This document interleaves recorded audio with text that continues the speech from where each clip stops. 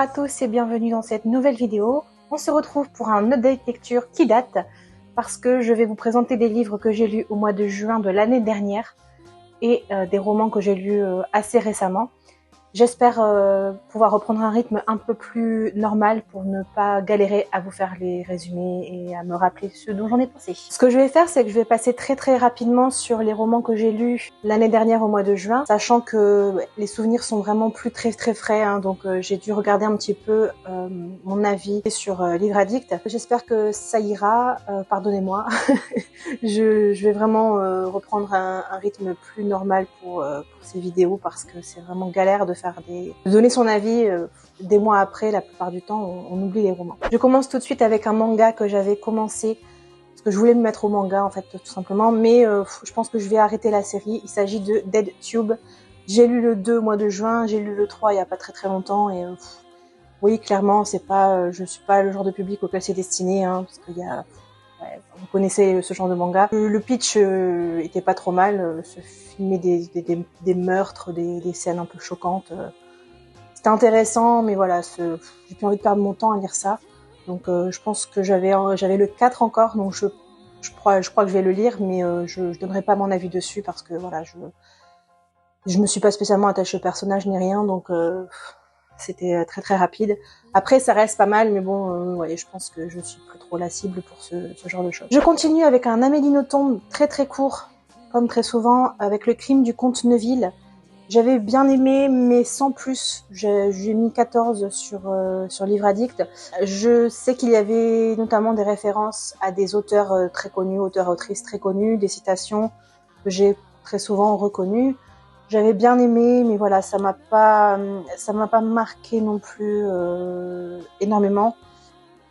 Sachant qu'il était très court, j'ai passé un bon moment, mais franchement, c'est pas celui que je vais retenir le plus. Juste la fin qui était un petit peu expéditive, j'ai trouvé. Il y a tout le dénouement, on arrive à l'événement qui doit se produire, et si je me rappelle bien, la fin en elle-même, elle est très abrupte et finit on passe à autre chose direct. Enfin, c'est pas un de mes Amélie Nothomb préférés. Pour l'instant, celui que je préfère, ça reste toujours Acide sulfurique, sachant que j'en ai pas encore lu non plus énormément d'Amélie Nothomb. À voir par la suite, mais j'ai envie de découvrir quand même le reste de ce qu'elle a écrit. Je passe maintenant à une autrice chouchoute, à savoir Virginie Grimaldi. J'ai lu Quand nos souvenirs viendront danser, et là pour le coup, je me rappelle assez bien de ce que j'ai ressenti quand j'ai lu ce livre, même si ça remonte à un petit moment maintenant. Si vous me suivez depuis un moment, vous n'êtes pas sans savoir que mon préféré de l'autrice était, j'ai bien dit était, jusqu'à présent, Tu comprendras quand tu seras plus grande, avec le personnage principal qui était, il me semble, Julia, qui était partie pour travailler dans une maison de retraite,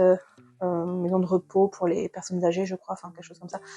C'était vraiment celui que je préférais jusqu'à présent. Je suis presque à jour dans tous ces romans. Mais celui-ci, il l'a détrôné, mais easy. Franchement, je me suis grave attachée au personnage. Comme très souvent, on parle encore des personnes âgées, de la vieillesse, de la vie, des choses courantes de la vie, en fait. Enfin, en soi, y a rien d'exceptionnel à chaque fois dans les histoires. C'est pas farfelu, c'est pas.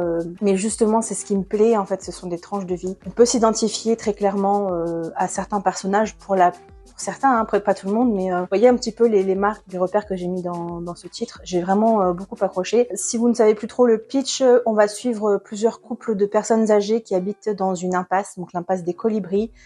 Ils ont vécu quasiment toute leur vie dans cette impasse, donc ils se sont fait des amis, ils connaissent tout le quartier par cœur, etc. Et le maire de la ville veut raser leur quartier, enfin leur rue, pour construire, je ne sais plus exactement, pour construire quelque chose. C'est pas très important parce que voilà. J'ai passé vraiment un super moment. J'ai eu les larmes aux yeux, j'ai ri. Je sais pas trop quoi vous dire de plus parce que j'ai pas envie de vous spoiler le déroulement des événements. Mais je peux juste vous citer un passage qui m'a beaucoup plu. Peut-être que ça va me mettre les larmes aux yeux rien qu'en le lisant, je ne sais pas. Les souvenirs sont mes biens les plus précieux. Il m'arrive de penser à ma grand-mère, qui les a perdus les uns après les autres, de me demander ce qui se passe dans une tête dévalisée de son histoire. Peut-on s'émouvoir de l'odeur de l'herbe fraîchement coupée si elle ne nous renvoie pas à nos après-midi d'enfance? Peut-on frissonner en entendant Ella Fitzgerald alors qu'elle ne rappelle aucune soirée délicieuse? Peut-on avoir envie de se lever quand on ne sait plus ce qu'est un matin? le présent importe-t-il quand le passé s'est évaporé?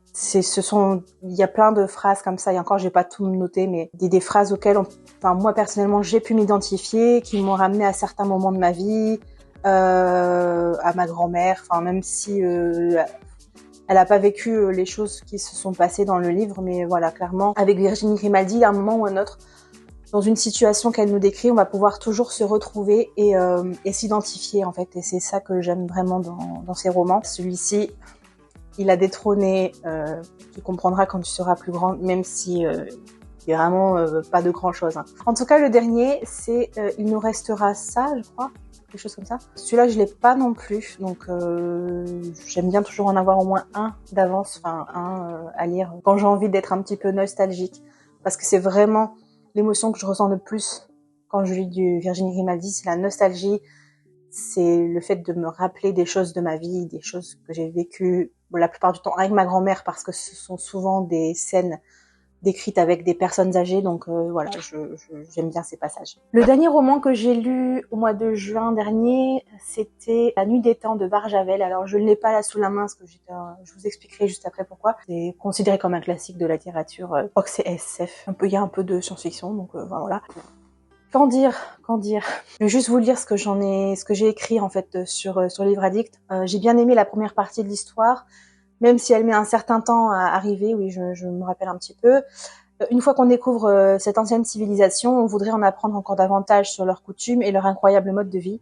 Mais les longueurs, la fin que j'ai vue venir et le destin des protagonistes à la Roméo et Juliette m'a un peu déçue. Belle découverte, mais sans plus. En fait, en lisant les avis dithyrambiques, en lisant, en écoutant des gens qui disaient que ce roman est incroyable, etc., je m'attendais un petit peu à ressentir plus de choses, et c'était pas vraiment le cas.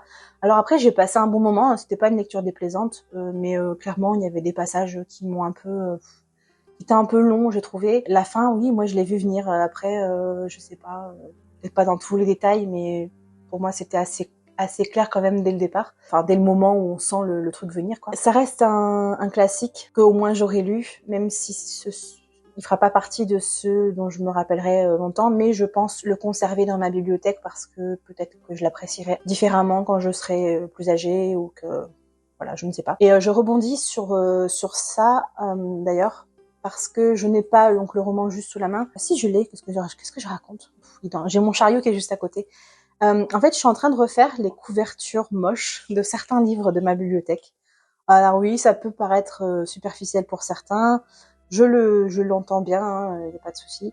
Mais sachant que je vais bientôt recevoir mes billes, enfin, je vais avoir des vraies bibliothèques. Je voulais avoir quelque chose qui me plaisait visuellement aussi. Comme j'ai pas mal de poches, les couvertures des poches, attendez, je vous en prends là, j'en ai quelques-uns sous la main. C'est un peu ennuyeux, on va dire. Hein, vous voyez, la tranche elle est comme ça. Enfin voilà, c'est pas ça donne pas, ça interpelle pas. Je vous montre juste un seul, parce que je pense consacrer une vidéo dédiée à ce sujet dans pas très très longtemps. Le roman, je l'ai là ici, donc c'est le poche, hein, la version poche, qui est en plus un petit peu abîmée, donc ça, bon, je m'en fiche un peu. Et j'ai fait en fait des sortes de couvertures jaquettes que j'ai fait imprimer par une entreprise qui fait des posters ou des trucs comme ça. Et ça me plaît quand même pas mal. Bon alors ça reste des couvertures simples, hein. Je suis pas infographiste ou artiste ou je ne sais quoi, mais je préfère la couverture que j'ai faite. Voilà, je vous laisse observer, pas ce que vous en pensez. Après, bon, c'est rien de foufou, hein. J'ai fait ça sur Canva tranquillement, ça m'a pas pris très très longtemps. Donc la tranche sera comme ça, ce sera plus joli que celle qu'il y avait avant. Et j'ai mis un petit résumé à l'arrière. Voilà. Je trouvais que c'était pas trop mal. N'hésitez pas à me dire en commentaire si vraiment une vidéo sur les couvertures que j'ai refait récemment, ça vous intéresse ou pas. Sachant que j'en ai presque une dizaine, je crois, à vous montrer. Donc ça pourrait être sympa. En plus, dernièrement, je suis tombée sur des vidéos de gens qui faisaient carrément des couvertures en hardback, enfin des trucs magnifiques. J'essaierai de vous retrouver le nom de la personne, si je m'en rappelle, je reviendrai dans mon historique YouTube. Je le mettrai juste ici. Elle a refait les couvertures des chroniques de Bridgerton en hardback. Vraiment tout à la main, c'est super beau. Et j'avais vu aussi la vidéo d'une une anglaise ou une américaine, je ne sais plus, qui avait refait les couvertures d'Harry Potter, mais trop belle. Clairement, c'est pas de ce niveau-là, hein, en tout cas pas pour l'instant, peut-être dans le futur, je ne sais pas. Mais en tout cas, j'ai pris plaisir quand je m'ennuie. Voilà, je refais quelques petites couvertures sur celles qui me plaisent pas trop. Ça me passe le temps. Écoutez, moi j'aime bien ça. Alors maintenant, je vais passer au titre que j'ai lu plus récemment, même si ça remonte à 1 ou 2 mois, je crois. Oui, ça remonte au mois de février, donc ça commence un tout petit peu à dater. C'est pour ça qu'il fallait vraiment que je me remette à faire ces vidéos. Je vais commencer par celui-ci parce que c'est le plus court. C'est un Camilla Lackberg, Femme sans merci, qui est vraiment tout petit. Tout petit. On est sur un rythme assez lent parce que ce sont des thrillers nordiques, des polars nordiques, je sais pas si on appelle ça comme ça, mais on va suivre 3 femmes, il me semble, qui ont envie de tuer leur mari. Je ne vous explique pas comment ça va être fait, mais c'est très rapide. Ce qui m'a un peu manqué justement, c'est d'approfondir un petit peu le caractère des personnages, que ce soit les maris ou que ce soit les femmes. Mais j'ai bien aimé, franchement, j'ai mis un 15 sur 20 sur Livre Addict, donc j'ai passé un bon moment, même si ça restait court. Après, je sais, c'est une nouvelle, hein, en fait. C'est clairement pas un roman. J'ai passé un bon moment, j'ai envie de découvrir toujours plus de titres de l'autrice. Et ce que j'aime vraiment dans cette écriture, c'est le fait... Alors, c'est un peu paradoxal de dire qu'elle a pris son temps alors que c'était rapide, mais je sais pas si vous voyez, c'est le genre de choses, la façon de décrire, l'ambiance un petit peu. Enfin, moi, je suis complètement immergée quand je lis ces romans, en fait. Ça m'a pas mal plu. Je peux pas vous en dire plus, mais c'était pas mal trouvé. L'idée, elle m'a bien plu quand même pour que je me rappelle assez bien de quelques petits détails. N'hésitez pas, surtout si vous n'avez pas encore découvert cette autrice, peut-être commencer par un petit roman plutôt que de se lancer dans une pavasse de 500 ou 600 pages. Ça peut effrayer parfois. Je passe maintenant à un roman. Je savais que j'allais aimer. C'était sûr et certain. Tout simplement parce que c'est un film, ça a été adapté en film et ça fait partie de mes films préférés. Alors, voilà, c'est Stephen King et c'est La Ligne verte. Je me suis procuré les nouvelles couvertures que je trouve assez sympas en poche. Pour le coup, celles-ci sont plutôt pas mal. Est-ce que j'ai besoin de vous refaire le pitch de cette histoire? Très sincèrement, qui ne connaît pas La Ligne verte? Si vous ne connaissez pas La Ligne verte, je vais quand même vous faire un petit pitch. On va suivre Paul Edgecombe qui travaille en tant que gardien dans un établissement qui reçoit les condamnés à mort, en fait, tout simplement, dans les années 30.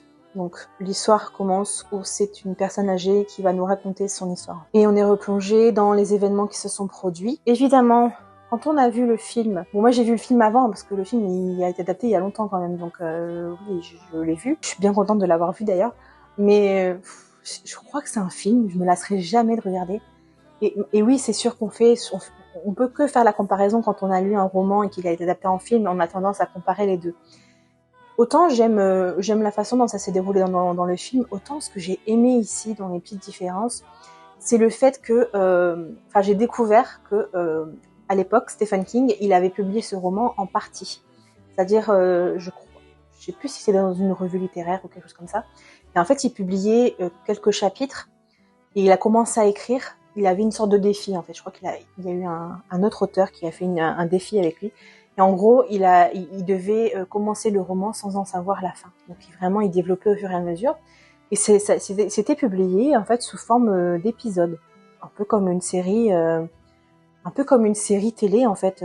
Premier épisode, deuxième épisode, enfin voilà. Et j'ai trouvé ça assez intéressant, surtout que après on switch avec, vraiment les passages entre les années 30 et l'époque à laquelle il raconte son histoire.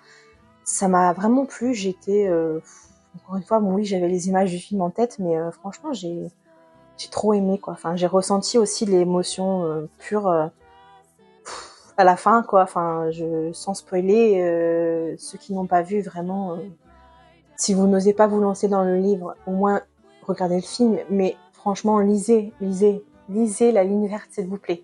D'ailleurs, je pense que c'est peut-être le bon roman pour commencer Stephen King, même si je sais que c'est pas forcément représentatif de tout ce qu'il sait faire, de tout ce qu'il fait. D'ailleurs, à ce sujet, je suis une personne qui est fan de Stephen King. Je vous mettrai le lien de sa chaîne en barre d'informations. C'est Perrine son prénom, je vais pas dire de bêtises, mais c'est Read Trip. Donc je vous mettrai le lien de sa chaîne en barre d'infos et elle en parle vraiment beaucoup mieux que moi de Stephen King parce qu'elle est fan, elle a tous ses romans je crois. Enfin, n'hésitez pas à aller voir ses avis sur les différents titres, peut-être qu'elle pourra vous conseiller par lequel commencer si vous voulez vous mettre à lire Stephen King. Mais en tout cas moi celui-ci je le recommanderais à quelqu'un qui a un peu peur de se lancer dans du thriller, enfin c'est pas vraiment thriller, c'est un mélange de fantastique, d'horreur, enfin voilà, selon les romans. J'ai un passage préféré, Boss, je suis fatiguée à cause de toute la souffrance que j'entends et que je sens. Je suis fatiguée de courir les routes. Et vous voyez ce que ça me fait? C'est ouf. Je suis fatiguée de courir les routes et d'être seule comme un merle sous la pluie. Oh là là, c'est fou hein. Je me reprends. De ne pas avoir un camarade avec qui marcher ou pour me dire où on va et pourquoi. Je suis fatiguée de voir les gens se battre entre eux.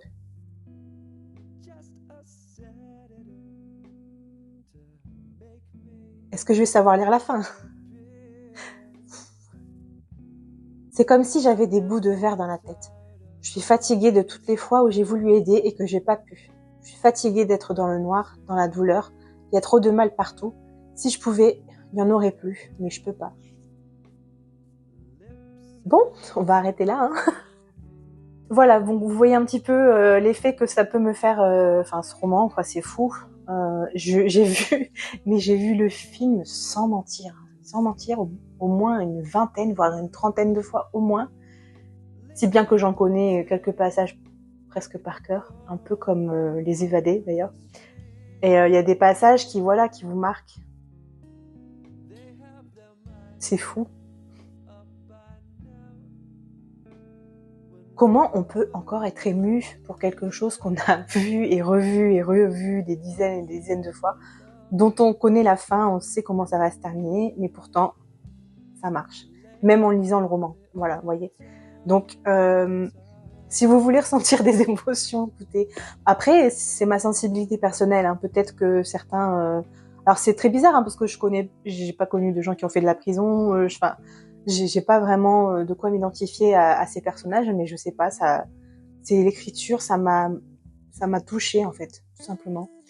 Et j'ai ressenti c'était une émotion différente dans le film parce que il y a le jeu d'acteur, etc. Et puis vraiment, on rentre dans un jeu d'acteur où voilà, c'est très personnel les goûts en matière d'acteur et d'actrice. Soit on accroche avec la personne, soit ça passe pas. Alors que dans un livre, on n'a pas trop les visages détaillés, etc. Donc on prend le personnage brut de décoffrage, en fait. On est séduit par son caractère, sa façon de s'exprimer et enfin c'est beau quoi. Voilà, je vais pas m'étendre plus longtemps sur le sujet, mais c'est vraiment un chef-d'œuvre pour moi. J'aimerais en lire d'autres. Enfin, j'ai pour projet de lire plusieurs Stephen King parce que j'en achète au fur et à mesure. Mais je pense que ça va être difficile de détrôner celui-là, très franchement, sachant mon amour pour le film également. La barre, elle est... voilà. Je vais clôturer bientôt cette vidéo, hein, parce qu'au bout d'un moment, vous en avez marre de me voir et de m'écouter surtout. Je termine avec un livre que j'ai vraiment bien aimé et c'était une très très belle découverte et une bonne surprise. Il s'agit des Voyages de sable de Jean-Paul Delfino. Delfino, hashtag, voilà, hein, mais rien à voir. Les Voyages de sable, donc la couverture elle est en plus assez chouette. J'ai mis un petit repère dans le livre parce qu'il y avait un passage qui m'a particulièrement parlé, m'a particulièrement marqué. On va suivre un homme qui s'appelle, genre j'ai oublié son prénom, hein, mais Monsieur Jaume, voilà. Et on nous dit dans le résumé qu'il est immortel. Et en fait, il va conter son histoire à un patron de bar et il va raconter tous les voyages qu'il a fait, tout ce qu'il a vécu, etc. On nous dit qu'il est immortel, donc on le sait dès le départ et on va découvrir de quelle façon lui a découvert qu'il était immortel. Et j'ai vraiment aimé cette histoire, vraiment beaucoup. Ça m'a fait ressentir un petit peu ce que j'ai pu ressentir en lisant L'Alchimiste de Paulo Coelho, pour ceux qui connaissent. Ici, en fait, c'est un récit de vie qui mêle l'existence de plusieurs personnages dans les différentes époques et des passages dans notre temps actuel. Alors je me réfère aussi à ce que j'ai écrit sur Livre Addict parce que je vous avoue que ça remonte à un petit moment quand même, donc on voyage avec Jaume, et même si parfois on se dit que ces souvenirs sont un peu extravagants pour certains, parce que si vous lisez ou si vous l'avez lu, vous comprendrez, on se laisse aller à y croire. Il y a un peu d'onirique et de questionnement de soi, de la recherche du bonheur, la quête de soi. Voilà, c'est assez, il y a une petite touche philosophique. Je pense que c'est aussi pour ça que ça me plaît. Il y a une touche un peu poétique. Après, c'est rien de fou parce qu'en soi, il y a pas. Ne vous attendez pas à de l'action, en veux-tu en voilà. Hein. C'est pas le genre de roman où il va se passer énormément de choses. Mais le récit de Jaume, en fait, il est très très prenant et on se plonge assez facilement dans ses histoires et dans ses vies, en fait, dans tout ce qu'il a vécu, tout simplement. Et j'ai vraiment bien accroché. Alors c'était une bonne surprise parce que bon, forcément, le résumé ici me plaisait. C'est pour ça que je me suis acheté le livre. Je me suis vraiment plongée dedans sans relire le résumé. Et c'était vraiment voilà, une bonne découverte. Si vous aimez un petit peu les romans tranquillous, que vous voulez passer un petit moment à moitié éveillé, à moitié en train de rêver. Mais n'hésitez pas surtout à le lire si jamais vous pouvez vous le trouver. Hein. Et n'hésitez pas à me dire si vous l'avez lu, ce que vous en avez pensé. Ça peut être pas mal d'échanger aussi sur certains titres comme ça que j'ai personnellement pas forcément vu passer sur beaucoup de chaînes. Oui, je suis plein de personnes, mais avec des goûts différents. Tout comme moi, j'ai pas qu'un seul style de roman que j'aime lire, donc c'est parfois un peu noyé dans la masse de tous les romans qu'on peut voir. Je pense que c'est à peu près tout. J'ai envie de vous faire une petite vidéo où je blablate un petit peu. Je sais pas si ça pourrait vous intéresser. Mais j'aimerais vraiment, vraiment échanger avec des personnes, avoir leur avis sur certains sujets pas d'actualité, mais sur des sujets présents dans les livres, sur des choses un peu philosophiques, entre guillemets, enfin, voilà, du ressenti qu'on peut avoir surtout en lisant des romans. Là, je vais pas m'attarder sur cette vidéo parce que sinon je vais clairement vous endormir. J'ai encore pas mal, donc je pense qu'il y a au moins 2, peut-être 3 book hauls qui vont arriver. Parce que oui, j'essaie de rattraper le retard que j'ai eu depuis que j'avais pas filmé. Et je me suis acheté pas mal de livres récemment. J'ai fait une commande Momox, voilà. Et aussi, je suis tombée sur des très très belles éditions de livres de grands classiques, des éditions anglaises. Et je sens que je vais me ruiner. Voilà. Si vous avez aimé mon petit update un peu fouillis, un petit peu qui datait de certaines lectures qui dataient, n'hésitez pas à mettre un like. Ça me fera plaisir que vous me signifiez votre présence. Je vais vraiment, maintenant, je vais reprendre un rythme de lecture et je vais pouvoir me faire des updates plus souvent. Ils seront beaucoup plus frais, plus détaillés que de dire ce que j'en ai pensé après presque 1 an et 3 mois pour les plus récents. Voilà, c'en est tout. Je vous laisse ici. Je vais peut-être tourner notre vidéo après, donc si je mets l'accoutrement, ne vous formalisez pas. Voilà. Prenez bien soin de vous et profitez de vos proches autant que vous le pouvez. À bientôt. Ciao, ciao.